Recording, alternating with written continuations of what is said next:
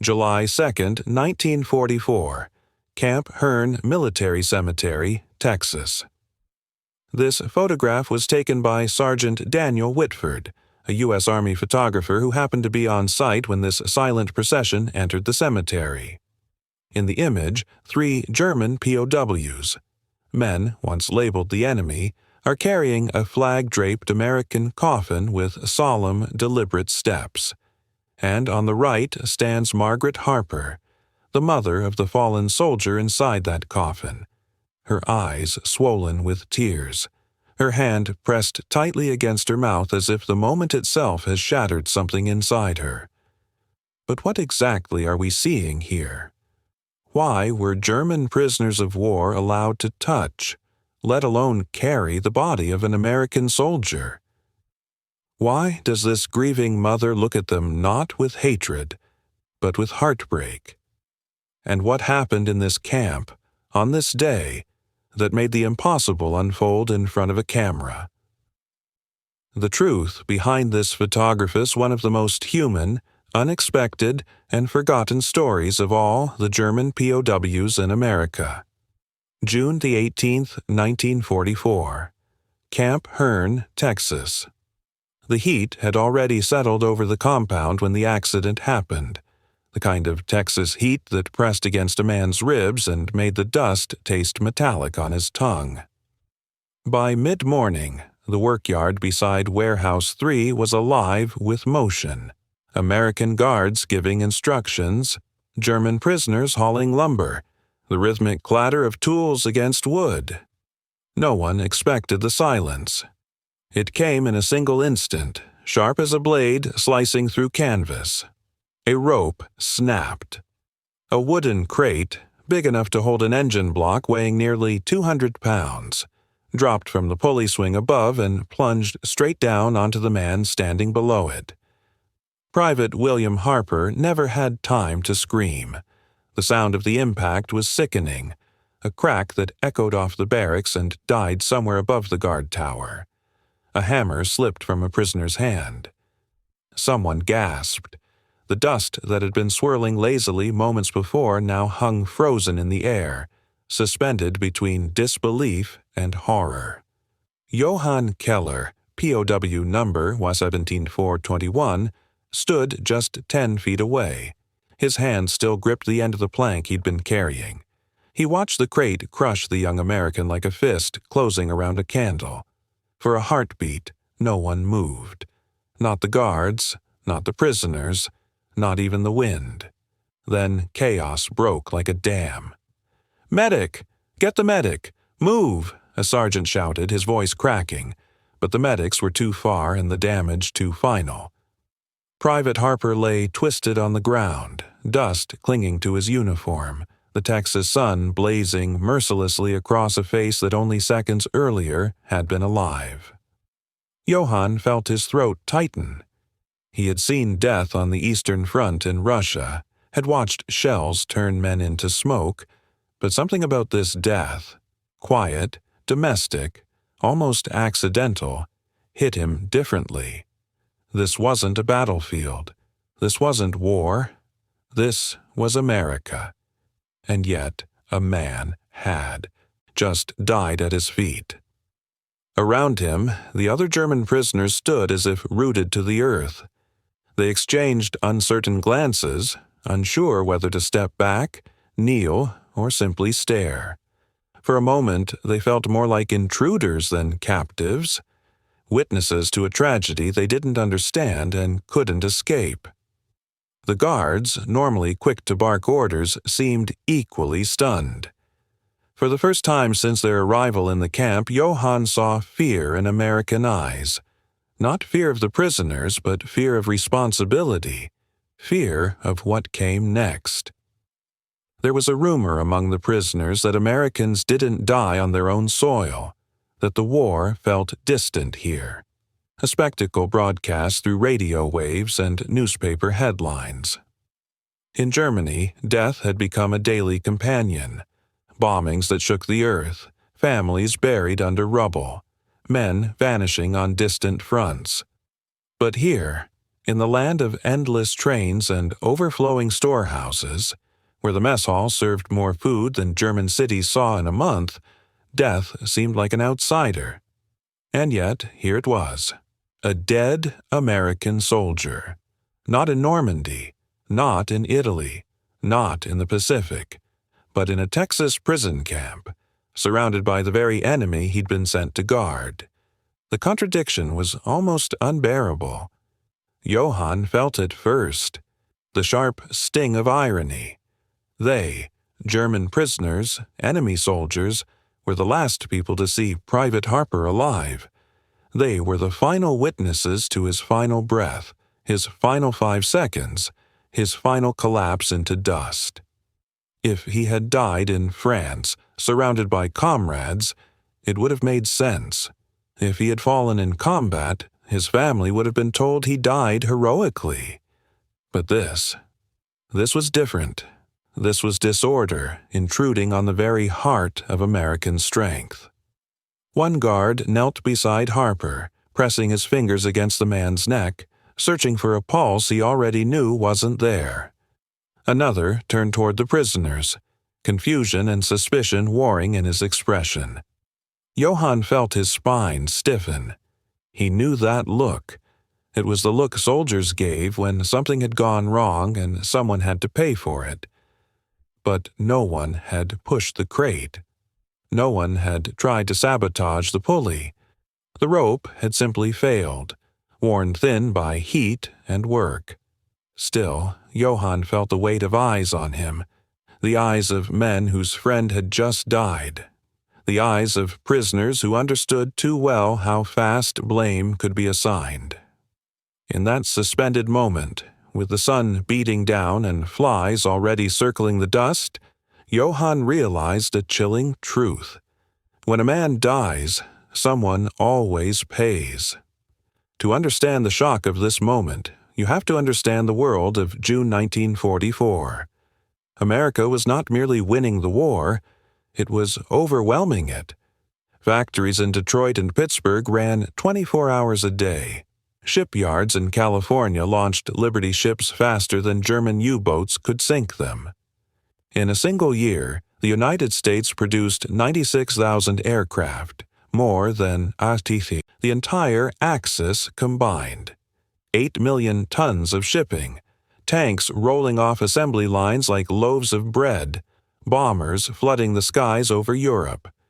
This country was operating on a scale no German soldier had ever imagined. To men like Johann, captured exhausted and half-starved in North Africa or Italy, the abundance of America was staggering. At Camp Hearn, trucks delivered enough bread every morning to feed a small German city. POWs received meals richer than what German civilians were surviving on during air raids. Even the guards seemed carved from a different world. Well-fed, broad-shouldered, untouched by the shortages that had choked Europe for years. America in 1944 was confident, unified, and morally certain. It was a nation surging with purpose, a nation that believed deeply in itself and in the righteousness of the fight against tyranny. Which made the scene in the work yard even more jarring. Because in this land of power and plenty, a single American life had been lost in front of the enemy. And now the guard towers, the fences, the rules, the order of the camp, suddenly felt fragile. Johann had been a farmer's son in Bavaria before the war, a quiet man with calloused hands and a deep love for order in the soil, in the seasons, in the way the world worked. War had broken that order. Captivity had humbled him. Texas had bewildered him.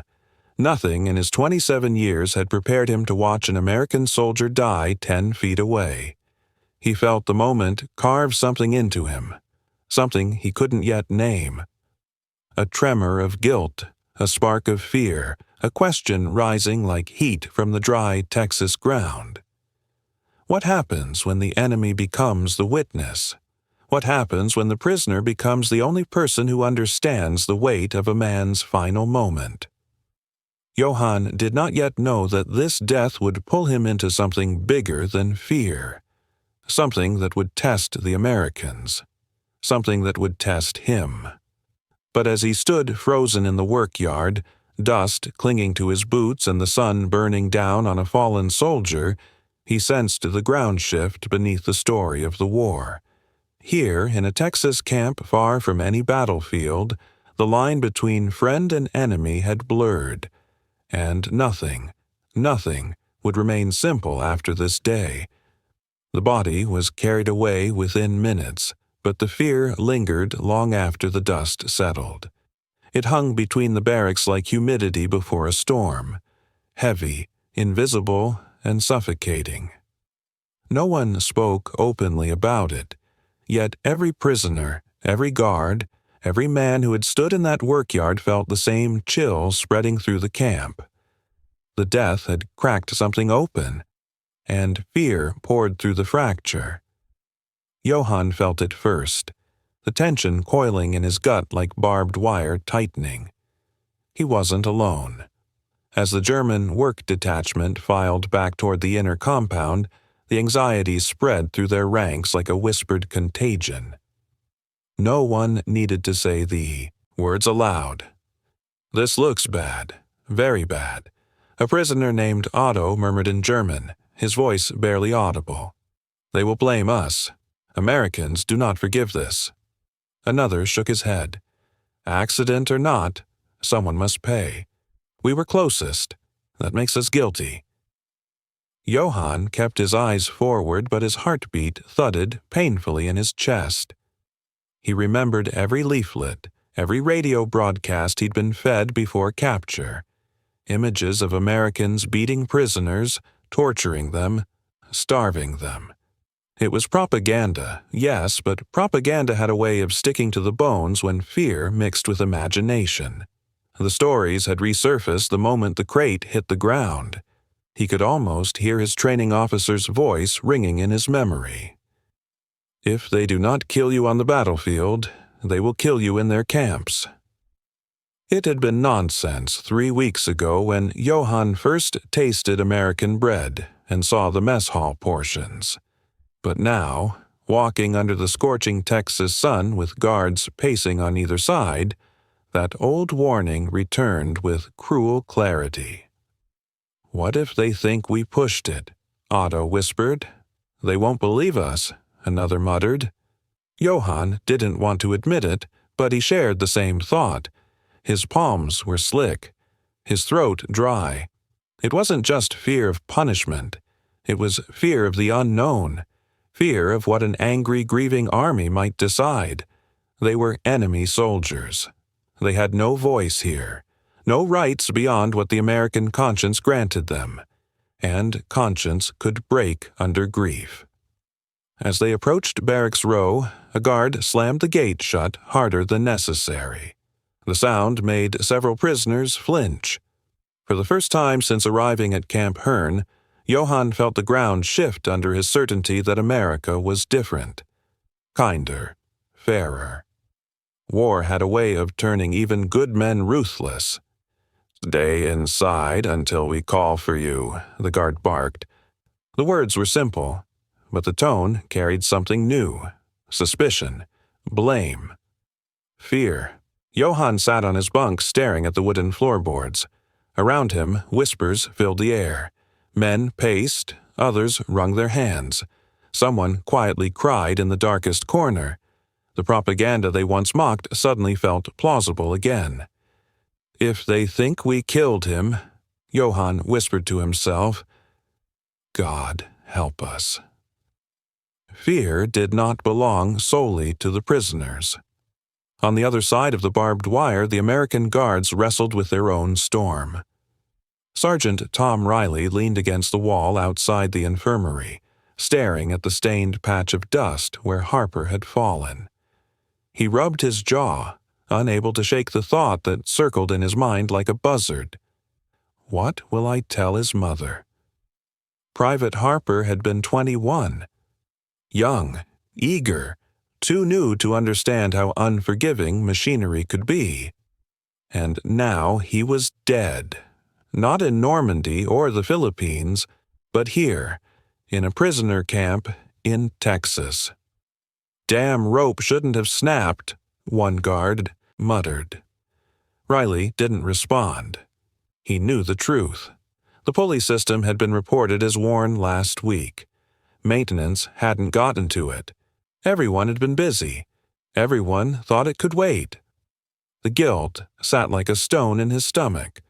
What would the commander say? What would Austin say? What would Harper's parents say? Across the yard, two guards argued in low voices. If the Germans tampered with it... They didn't. I watched them all morning. You can't be sure. Oh, come on. You think they want to start something now, with half the damn camp watching? But the possibility, however unlikely, was enough to make every man uneasy. Harper had been one of their own, and he had died among the enemy.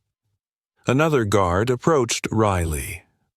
"Sir, some of the men think we should lock the prisoners down, at least until we know what happened." Riley hesitated. Every instinct told him to tighten control, but he also knew how volatile fear was. Treating 3,000 prisoners like a mob of murderers could ignite exactly the chaos they feared. Yet doing nothing felt equally reckless. He exhaled slowly.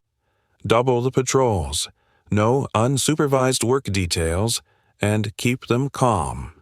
If this spirals, God help all of us. But even as he spoke, doubts gnawed at him.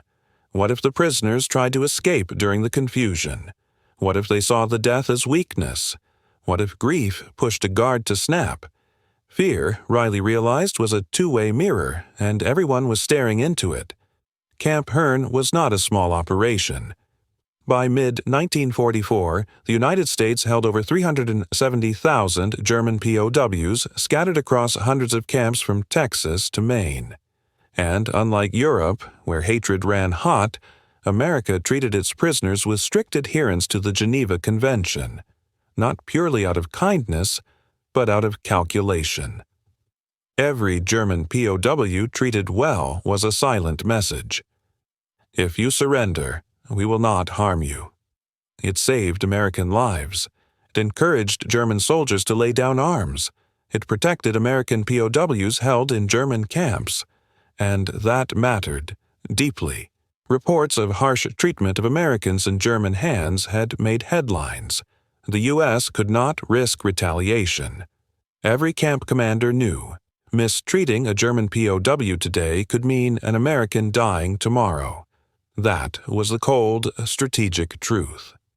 But there was another truth as well, something softer, something older than the war.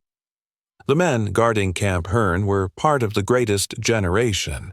They'd grown up in the Depression, learned to share when there wasn't enough to eat, learned that dignity was something you gave others even when you lacked it yourself. Their moral compass was stubborn. We treat the enemy right because that's what America does. It was a sentence Riley's father had told him the day he enlisted. It echoed now as he watched the camp fall under a shadow. A dead American, a yard full of German prisoners who had seen it happen, a fragile peace, held together by restraint, rules, and the moral weight of millions of watching eyes. There was no room for panic, no room for revenge, not if America wanted to remain America. As dusk settled over Camp Hearn, the Texas sky glowed orange behind guard towers. The prisoners ate their evening meal in tight silence. The guards stood watch with stiffer shoulders and restless eyes. Fear had built a wall between two groups of men already separated by war, wire, and language. Yet beneath the tension, something else was forming, something neither side expected, a choice. Someone would have to bridge this silence. Someone would have to step toward dignity when instinct screamed for division. No one knew that the first to cross that line would be a German prisoner, and what he would ask for would shake the camp to its core. The sun was sinking when Johann finally made his choice. He had sat on his bunk for nearly an hour, elbows on his knees, hands locked together, staring down at the thin cracks in the wooden floor. Around him, the barracks hummed with anxious silence. Men whispered worst-case scenarios, prayed under their breath, paced back and forth like caged animals. Every shadow felt like a threat. Every sound of boots outside stirred a flinch. Private Harper's death had turned the entire camp into a taut wire, ready to snap at the slightest movement. But Johann felt something else, something deeper, like a stone rolling inside his chest. It wasn't guilt, it wasn't fear, it was responsibility. Harper had died 10 feet from him. Johann had seen the boy's face moments before the crate fell. He remembered the way Harper had nodded at him that morning, a small gesture, half hidden behind sweat and dust. A tired soldier greeting another tired soldier. No hatred, no suspicion, just recognition. Johann stood. His barracks mates looked up. "Where are you going?" Otto whispered sharply. Johann didn't answer. He pushed open the door and stepped into the fading Texas light. The guards turned their heads immediately, tense, hands brushing their belts. Johann raised both palms. "I need to speak with your officer." The guards hesitated. One of them jerked his chin toward the administration building. "Come on." Slowly. Johann followed, the gravel crunching under his boots. With each step, the decision hardened inside him like cooling metal. He did not know how the Americans would react. He didn't know whether this would calm the camp or ignite it. But he knew one thing. Letting Private Harper be buried without dignity would be wrong. Not as an American duty, not as a German duty, but as a human one. Captain Franklin Miller was standing behind his desk when Johann was brought in. He was a tall, lean Texan in his early 40s with a face carved by sun and responsibility. He wasn't the loud type. His authority came from stillness, not shouting. He glanced up. "Why is he here?" The guard cleared his throat. "Sir, the prisoner says he needs to speak with you." Miller frowned. "Speak, then." Johann swallowed, feeling the dryness in his throat. He straightened his back, searched for the right English words, and then said them, slowly, deliberately. "Sir, let us bury him." Miller's eyes narrowed. "What?" "Private Harper," Johann said. "He died working beside us. We would like to bury him. With honor." For a stretch of seconds, no one breathed. The guard beside Johann instinctively took half a step back, as if expecting some trick. Miller stared at the German POW like he was examining a creature he had never seen before. "You're asking," Miller spoke each word carefully, "to bury an American soldier?"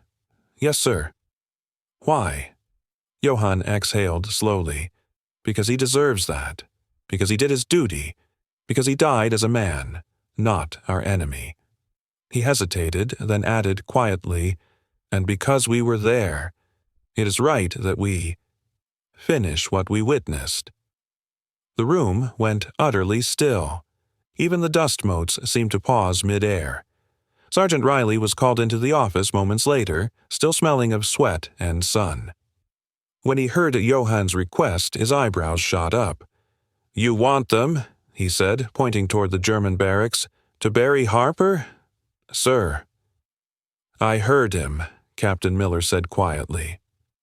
"It's insane," Riley insisted. "The men are already on edge. His family will be furious.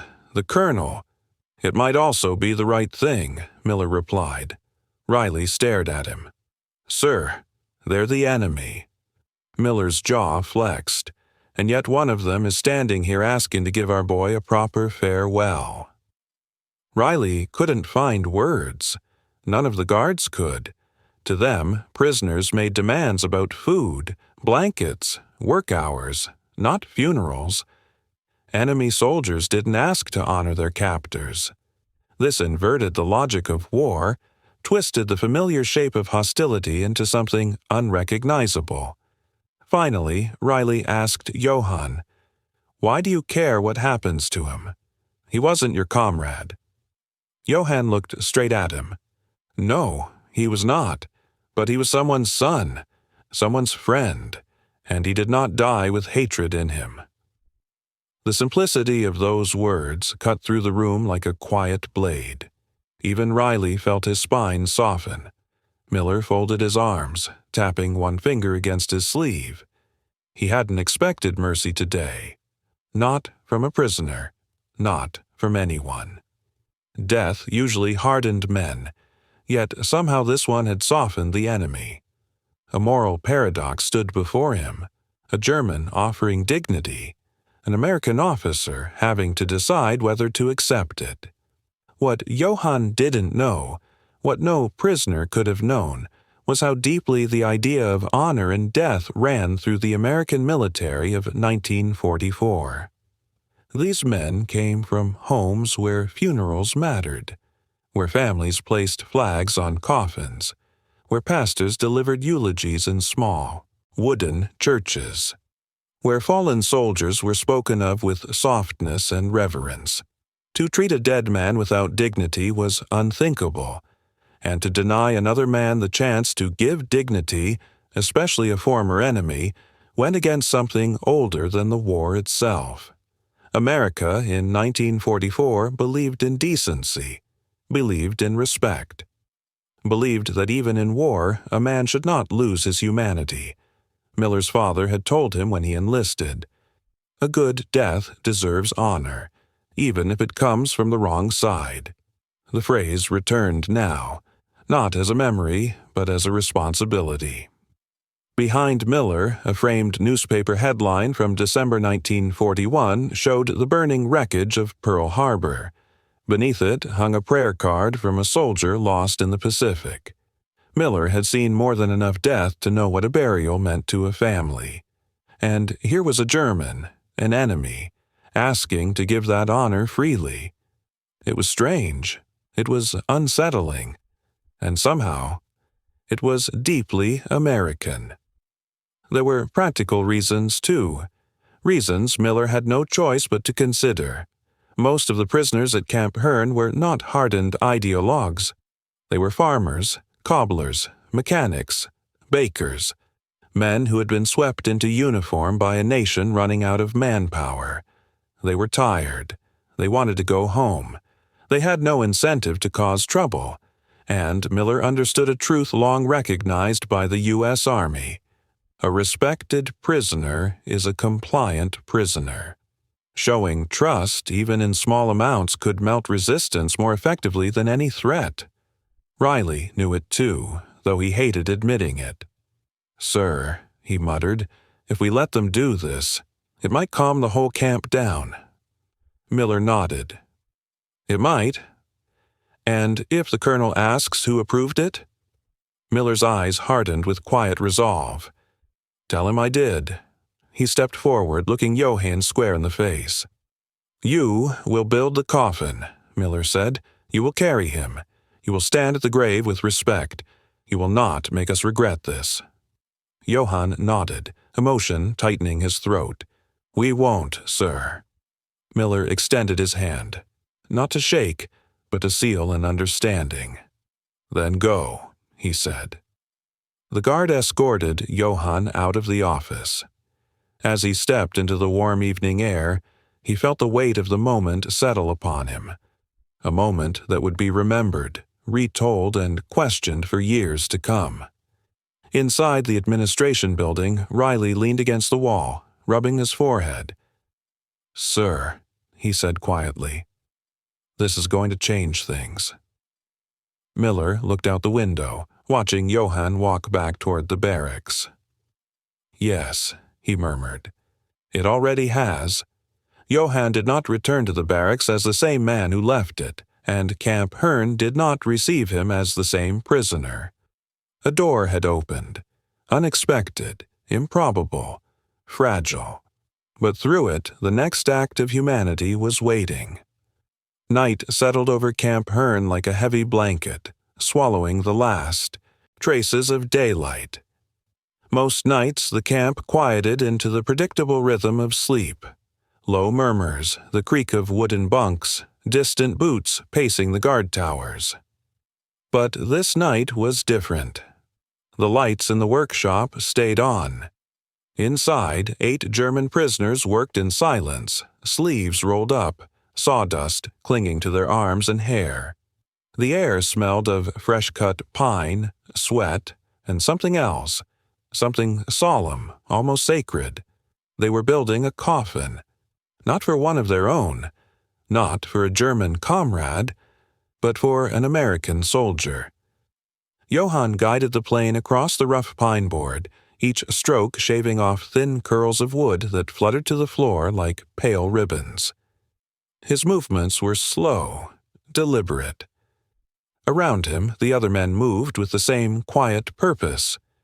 Karl, the oldest among them and a carpenter before the war, measured the boards with trembling hands. "There must be no gaps," he muttered. "For a soldier, it must be tight and clean." Otto held a lantern, illuminating the nail heads as Johann hammered them in. "Strange, isn't it?" Otto murmured. "Doing something kind for them." Johann didn't look up. "It is not for them. It is for him." The workshop fell silent again, but a different kind of silence. Less tense, more reflective. Each man worked with a care that surprised even themselves. They smoothed the boards, sanded the edges, wiped the surfaces clean of dust.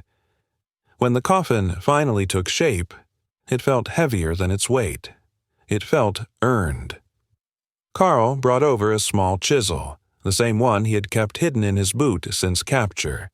A quiet rebellion. Now he used it for something completely different. "What shall we carve?" he asked. Johann hesitated. Then he whispered, "His name." Karl nodded and leaned over the lid, his chisel carving slow, careful strokes. "William Harper, 1923, 1944. The letters weren't perfect. They wavered slightly, the lines uneven, but they were honest. By dawn, the coffin stood ready. Simple, clean, respectful. For the first time since their capture, the German prisoners had done something voluntary, something born not of orders, but of choice, and it humbled them. The funeral was scheduled for late morning. The sky stretched wide and impossibly blue, a Texas sky that seemed too vibrant for a day like this. The prisoners stood at a distance at first, behind a rope boundary marked by 2 guards. They held their hats in their hands, faces solemn. In front of them lay a freshly dug grave, the earth still piled neatly beside it. The coffin rested on wooden supports draped with an American flag. Then 2 cars approached down the long dirt road leading to the camp gate. "No," Otto whispered. "His family." Johann forced himself to stand straighter. The first car stopped. A thin woman stepped out slowly, gripping the door for balance. Her gray dress fluttered in the warm wind. Her hands trembled. She had the kind of face, carved by sleepless nights and worry, lines deepened by war, by absence, by waiting for news. Private Harper's mother. Beside her stepped a younger woman, Harper's sister, not more than 16. And last, a man with sloped shoulders and hollow eyes, moving as though each step strained his strength. The father. A hush fell over the yard. The woman seemed barely able to hold herself up as she approached the grave. One hand clutched a folded handkerchief. The other reached toward the coffin as if she needed to feel that it was real. Then her gaze lifted. She saw the prisoners, saw their uniforms, saw their faces, saw the fear and pain etched in men who should have been nothing to her but enemies. For a moment, confusion flickered across her expression, and then recognition. She understood. She knew. They were the ones who had built the coffin. They were the ones who had carried it here. Her hand rose to her mouth and she swayed. Riley stepped forward to steady her, but she shook her head. I'm all right, she whispered. I just didn't expect. Her voice broke. She didn't finish the sentence. And then she did something no one, neither prisoner nor guard, was prepared for. She wept. Not the quiet weeping of despair, but a raw, collapsing sob that shook her body. She pressed the handkerchief to her face as tears soaked through the fabric. The prisoners looked away, their own eyes burning. Johann lowered his head. This was grief. Grief that crossed borders and uniforms and languages. Grief that belonged to no nation. The service began with the chaplain's prayer. His voice was steady, though he too kept glancing toward the prisoners as if still unable to believe they were there. When the final prayer ended, Captain Miller nodded toward Johann's group. "You may carry him now." The prisoners stepped forward, 6 men lifting the coffin carefully, reverently. For a moment it felt like stepping onto a stage they had no right to occupy. Yet no one stopped them. The guards watched with a mixture of disbelief and quiet respect. They walked the coffin to the grave, boots sinking slightly into the soft earth. Harper's mother pressed a hand to her chest as they passed, tears spilling freely. When the prisoners gently lowered the coffin onto the lift straps, the chaplain stepped back and motioned for the family to approach. But Mrs. Harper didn't move toward the grave. She moved toward the prisoners. Johann's breath caught. She stopped in front of him, tears streaking her cheeks, hands trembling violently. "You," she whispered. Johann's heart pounded. He opened his mouth, unsure what he could possibly say. But she spoke first. "You honored my son," she said, her voice cracking. "You honored my son, more than many of our own would have." The words fell into the still air and seemed to echo through the entire camp. Johann felt his chest tighten painfully. Otto wiped, his eyes with the back of his hand. Even the guards blinked hard, pretending the brightness of the sun bothered them. No one moved, no one breathed. Something had broken inside the mother, something brittle, sharp, poisoned by grief. And in breaking, it had released something else. Forgiveness, recognition, humanity. Then, in a gesture no prisoner could have expected, she reached out with a shaking hand and touched Johann's arm. Her fingertips barely grazed his sleeve, but the meaning struck like a thunderclap. A mother thanking the enemy for honoring her son. War had no defense against that. To understand the depth of the moment, one must remember what funerals meant to the America of 1944. Nearly 400,000 American families would lose someone in World War II. Every town, every county, every congregation knew the pain of a folded flag handed across a front porch. Funerals were sacred rituals, binding communities, preserving dignity, acknowledging sacrifice. A burial wasn't simply the end of life, it was the fulfillment of a promise that no American would go to his grave forgotten. So, for German prisoners, men raised on orders, indoctrination, and propaganda, to offer such honor was staggering. And for an American mother to accept it was even more extraordinary. This wasn't politics. This wasn't propaganda. This was human decency, meeting human grief. When the coffin was finally lowered, Mrs. Harper stepped back, her hand over her heart. The prisoners stood at silent attention. The father nodded once toward them, a stiff, pained nod, but one weighted with respect. And when the first shovelful of dirt fell onto the lowered coffin, a single thought passed through the camp like a breeze. War could divide nations, but a burial could unite souls. As the service ended and the family was escorted away, Johann and the other prisoners lingered beside the grave, unsure if they should return to their barracks or remain a moment longer. Captain Miller approached them. "You did well," he said quietly. "Better than anyone expected." Johann met his eyes. "It was the right thing to do." Miller studied him for a long moment, then nodded. "Yes," he said, "it was." And in that simple affirmation, something shifted in the soil of Camp Hearn, something deeper than fences, deeper than war, deeper than fear. Respect had taken root. Not weak, naive respect, not forced respect. The kind that grows when men see one another clearly for the first time. And from that moment forward, nothing in the camp would ever be the same. The burial left Johann shaken in ways he hadn't anticipated. That evening, long after the Harper family had driven away and the sun had dipped behind the endless Texas horizon, Johann found himself sitting alone on the low step outside his barracks. The night air carried the faint scent of mesquite and dust, strangely peaceful for a place defined by war.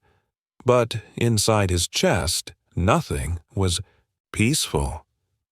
He could still see Mrs. Harper's trembling hand touching his sleeve, still hear her broken voice saying words that had carved themselves into him. "You honored my son," more than many of our own would have. Before today, Johann had thought of himself as a prisoner, a defeated soldier, an outsider stranded in a world too big, too rich, too foreign to understand. But in that cemetery moment, something had shifted inside him, something irreversible.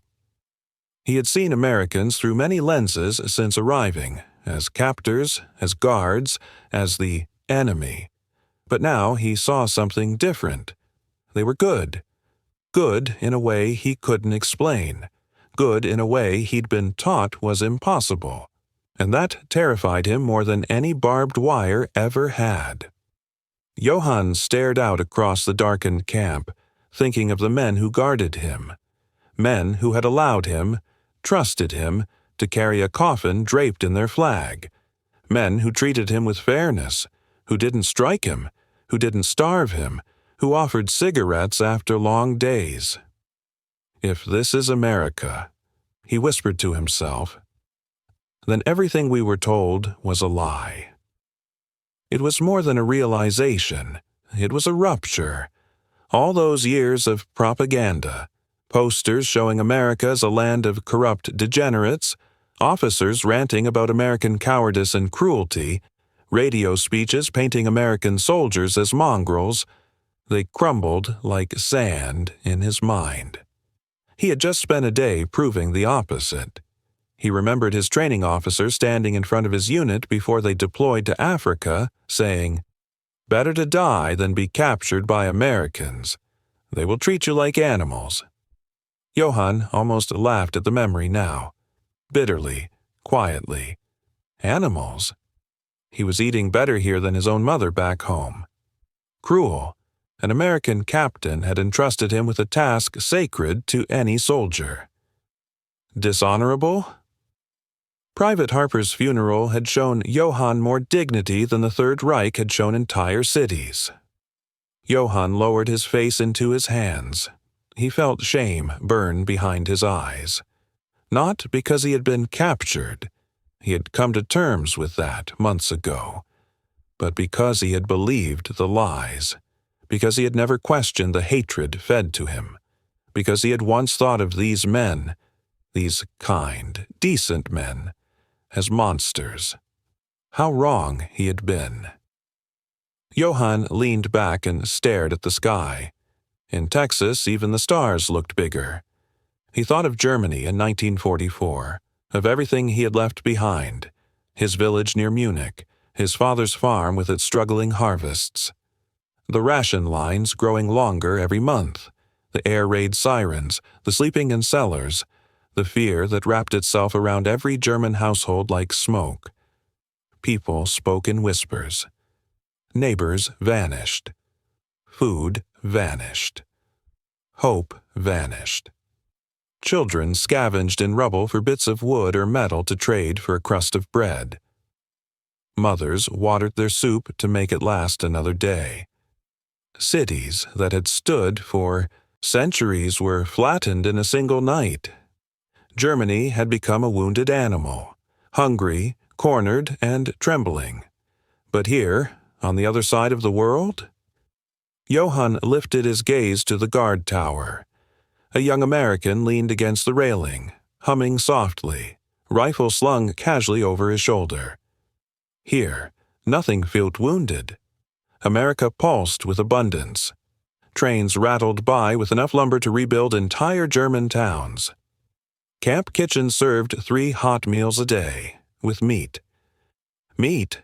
The prisoners received 3,200 calories daily, more than German soldiers at the front, more than American troops in Europe. It bordered on the surreal.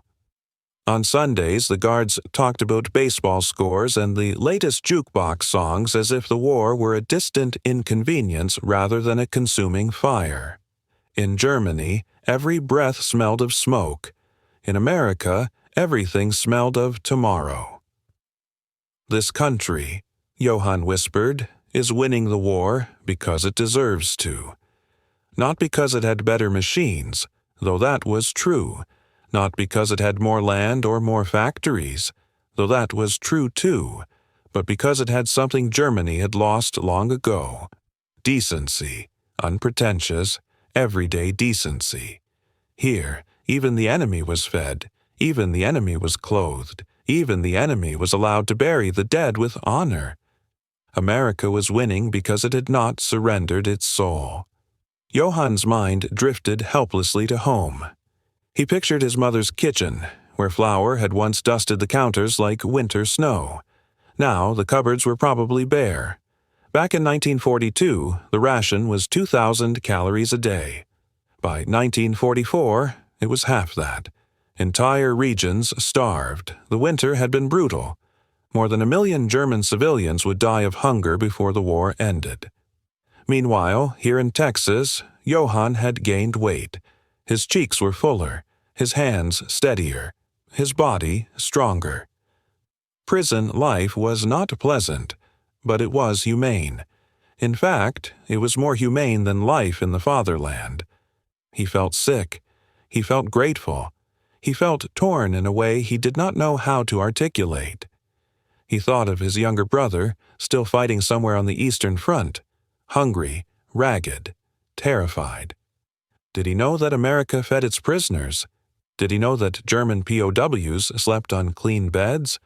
Did he know that Johann now looked at American guards and saw men?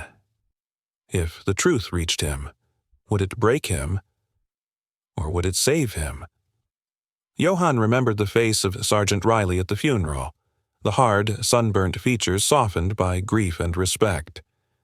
He remembered Captain Miller's voice, steady and unbearably decent. He remembered Mrs. Harper's gratitude, the way it hit him like a blow, the way it dissolved something old and dark inside him. If these were Americans, then nothing the Reich had claimed about them was true. And if nothing was true, what else had been a lie? The war, the mission, the cause? Johann pressed a hand against his forehead, overwhelmed by the implications.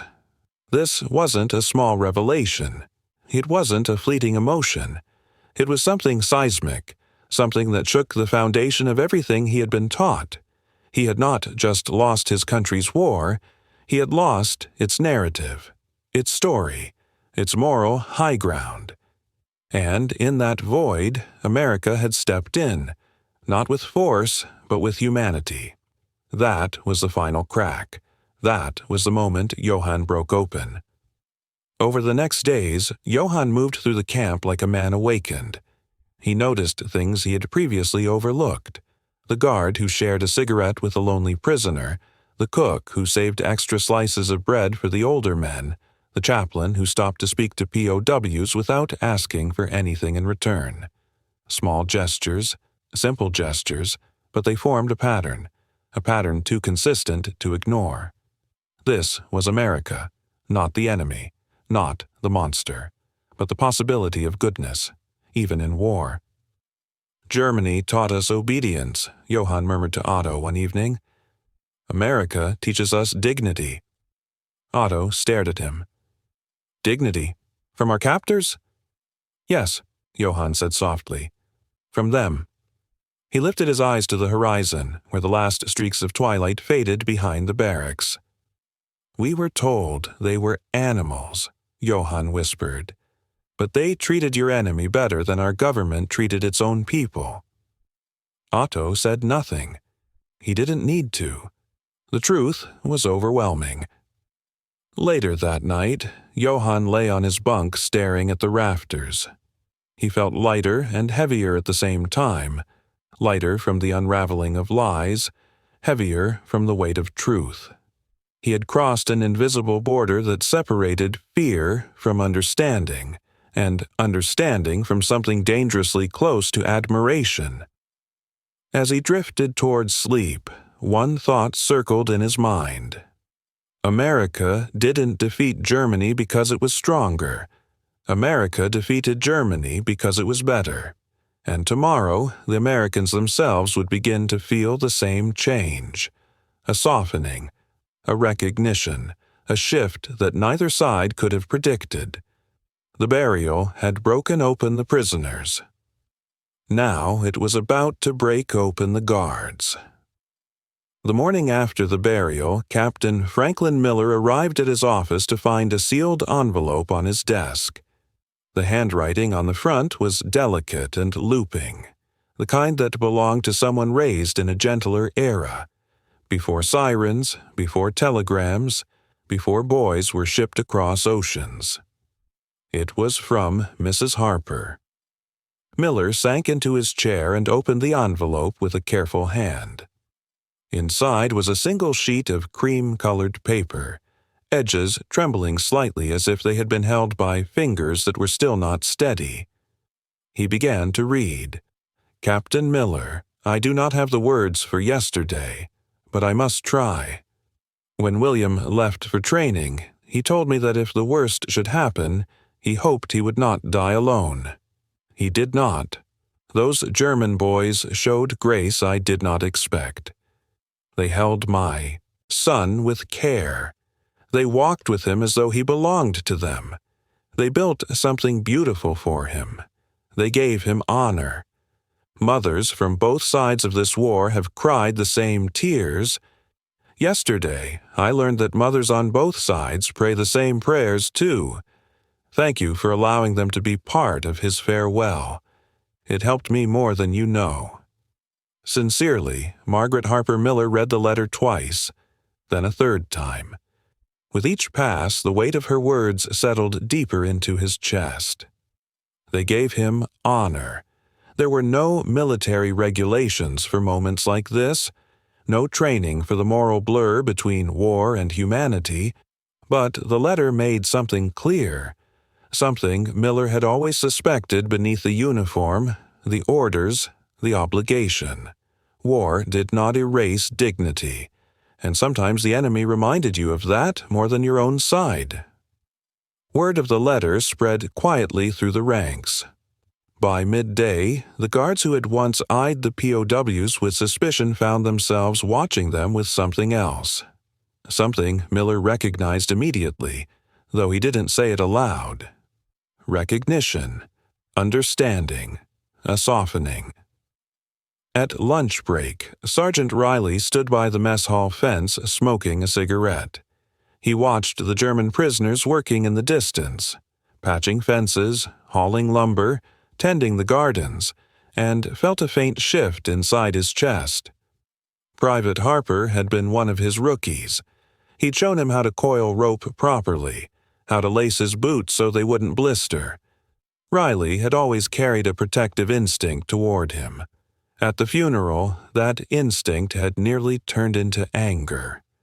But then, He saw the way the Germans carried Harper's coffin, the way their hands shook, the way their eyes dropped as if they were carrying something precious. These weren't fanatics. They weren't the demons propaganda had drawn on posters. They were young men, boys even, far from home, trapped by a war none of them had chosen. Riley flicked ash from his cigarette and murmured to himself, "Men. They're just men."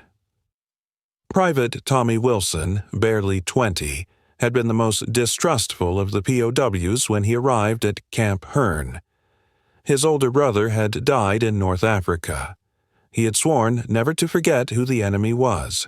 Yet, when he saw Johann lower the coffin, saw the expression carved into his face, a mixture of grief, humility, and something else. Something broke inside him. That night, Wilson sat at his bunk, staring at his boots. His roommate asked, "You all right?" Wilson nodded slowly. "Just thinking. Those fellas are a long way from home. Not too different from us, maybe." It wasn't a grand declaration, but it was enough.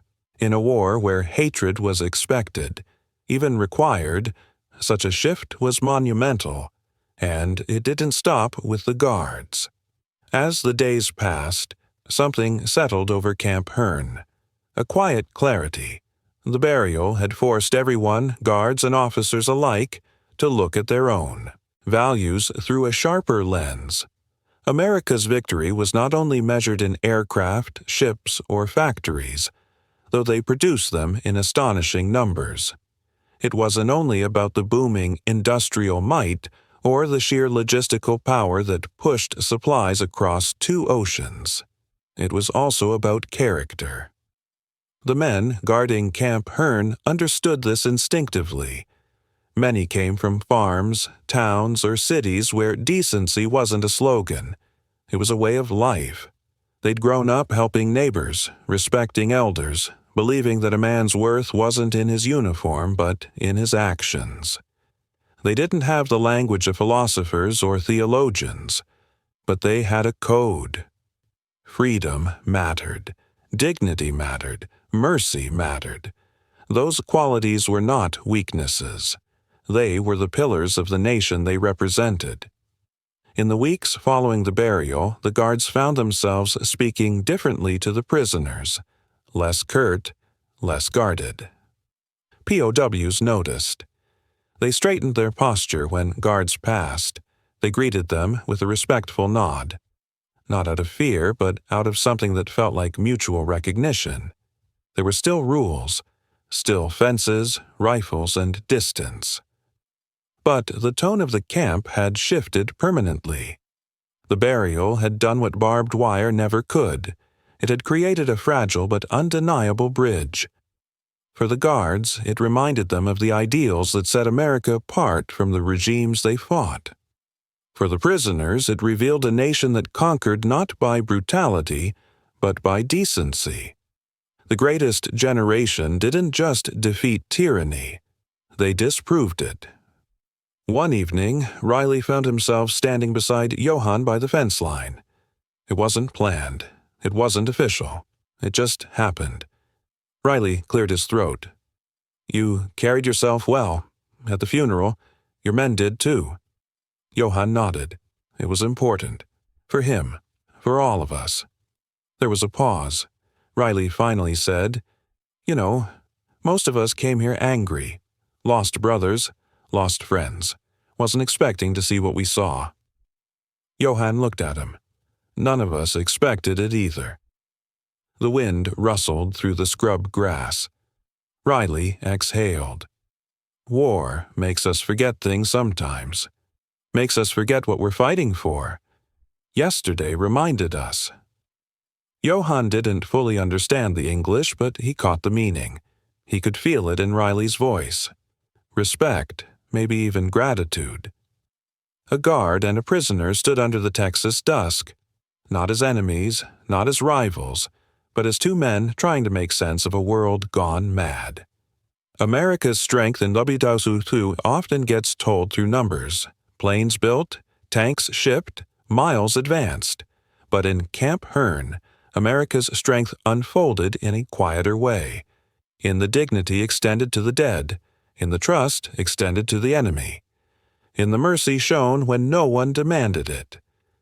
These moments reminded the Guards who they were and why they served, not to conquer, not to dominate, but to defend a set of values that gave meaning to sacrifice, freedom, dignity, mercy, values worth carrying into the future, values worth dying for, values worth passing on, and because of those values, a German prisoner buried an American soldier and an American family found comfort in the hands of the enemy. As July approached, Camp Hearn returned to its routines. Work details resumed. Letters arrived. Meals were served. But nothing was the same. The Guards carried themselves a little differently. The prisoners spoke with a little more warmth. The air felt lighter, as if a long-held tension had finally cracked open and dissolved. The burial had not ended the war, but it had changed the men fighting it. And soon, when the war ended, the legacy of that day would travel far beyond Texas, across oceans, across generations, into the stories families would tell and the memories they would carry. Now came the question that would shape everything. What would remain after the war was over? When the war finally ended and the barbed wire came down, the prisoners at Camp Hearn were processed, documented, and sent back across the Atlantic. Each man carried home a different story, of fear, of survival, of months spent in a land so strange it felt like a dream. But Johann Keller carried something more. He carried a memory that would outlive him. Johann stepped off the repatriation train into a Germany he barely recognized. Bombed-out walls, hungry faces, hollow silence. His homeland lay broken beneath gray skies. His mother's arms felt thinner than he remembered. His village streets, once lively, now echoed like empty shells. Yet when neighbors gathered around him in the weeks that followed, asking about America, Johann found himself speaking not of victory or defeat, but of the day that had changed him. He told them about the workyard accident, about Private Harper, about the coffin built with trembling hands, about the mother who had thanked her son's enemy. Old farmers leaned in, blinking through tears. Women pressed handkerchiefs to their mouths. Young men, still wearing tattered remnants of their uniforms, stared as if trying to reconcile the story with everything propaganda had drilled into them. One elderly widow, her home destroyed by bombings, whispered, "May God bless a country that shows mercy even in war." Johann kept the letter Mrs. Harper had written. Captain Miller had given him a copy before he left. He stored it in a small wooden box wrapped in cloth and showed it to his children years later when they were old enough to understand. That letter became a family treasure. And decades later, when Johann's grandchildren learned English in school, the first English sentence they memorized was one he repeated often. America treated us like men when our own country forgot we were human. When the grandchildren became adults, they saved money for years and finally flew across the Atlantic to visit the United States. They walked through the streets of Texas, tracing their grandfather's steps, searching for the cemetery where Private Harper had been buried. They found it. They stood at his grave, 3 grown adults who had never known the boy beneath the flag, and placed a bouquet of wildflowers on the grass. One of them whispered, "For what your country gave our grandfather." And for a moment, time folded in on itself. The past and the present stood side by side. Enemies no longer, just families connected by a moment of mercy. When Americans today hear this story, when they read Johann's words or watch the retelling on a screen, something remarkable happens. Comments appear from names scattered across the country. "My grandfather served in that camp. He would have been proud to know prisoners remembered him so kindly. My great-uncle was a guard. He always said the POWs worked hard and deserved respect. We used to think the Germans hated us. My dad said they were just kids far from home. Then come the comments from across the ocean. I am the granddaughter of a German POW. Thank you, America, for saving my grandfather. My great-grandfather returned home with stories of American kindness. We never forgot. There are tears from both sides. American families remembering the weight of a folded flag, German families remembering the shock of American generosity. The story connects them across generations. It reminds Americans of a time when their country led not just with might, but with character. It reminds Germans of a moment when mercy came from the unlikeliest place. And it reminds all of us that even in war, especially in war, humanity matters. As the story unfolds, audiences today can feel a kind of ache, a mixture of pride, nostalgia, and quiet questioning. Because 1944, America was not perfect. It had its flaws, its divisions, its injustices. But it had something we all recognize in the greatest generation, something we long for in our own time: clarity of values, shared purpose, common decency. The America of World War II believed deeply in its moral compass. It believed that strength meant responsibility, that mercy was not weakness, that dignity was non-negotiable, even for enemies. This was a country that fed its prisoners better than many nations fed their soldiers. A country that allowed an enemy soldier to bury an American boy with honor. A country that trusted character over cruelty. And so, when modern viewers watch Johann's story, a natural question rises inside them. America used to be strong, not just with steel, but with kindness. Are we still that America today? Some feel pride, some feel longing, some feel worry, but all feel something, because the question is honest, raw, and necessary. And perhaps that is the power of stories like this. They hold up a mirror not only to our past, but to our present. In the end, Johann lived a long life. He raised children, then grandchildren. He built furniture in a small workshop. He harvested apples behind his cottage each autumn. Yet one memory outlasted them all. Not the battles, not the marches, not the captivity, but the day he helped bury an American soldier. On his deathbed, he asked his eldest granddaughter to bring him the small wooden box. She opened it, revealing the yellowed copy of Mrs. Harper's letter. Johann held it gently, his fingers trembling with age. "This," he told her, "is how I learned what kind of country America is." He passed away that night, the letter resting on his chest.